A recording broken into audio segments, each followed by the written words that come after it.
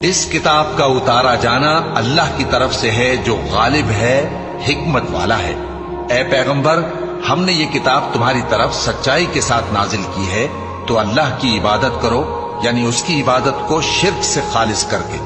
دیکھو، خالص عبادت اللہ ہی کے لیے زیبا ہے، اور جن لوگوں نے اس کے سوا اور دوست بنائے ہیں وہ کہتے ہیں کہ ہم ان کو اس لیے پوجتے ہیں کہ وہ ہم کو اللہ کا مقرب بنا دیں۔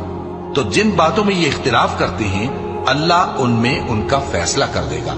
بے شک اللہ اس شخص کو جو جھوٹا ناشکرا ہے ہدایت نہیں دیتا۔ اگر اللہ کسی کو اپنا بیٹا بنانا چاہتا تو اپنی مخلوق میں سے جس کو چاہتا منتخب کر لیتا۔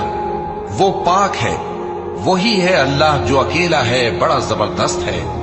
اسی نے آسمانوں اور زمین کو تدبیر کے ساتھ پیدا کیا ہے، اور وہی رات کو دن پر لپیٹتا اور دن کو رات پر لپیٹتا ہے، اور اسی نے سورج اور چاند کو کام میں لگا رکھا ہے، سب ایک وقت مقرر تک چلتے رہیں گے۔ دیکھو، وہی غالب ہے، بخشنے والا ہے۔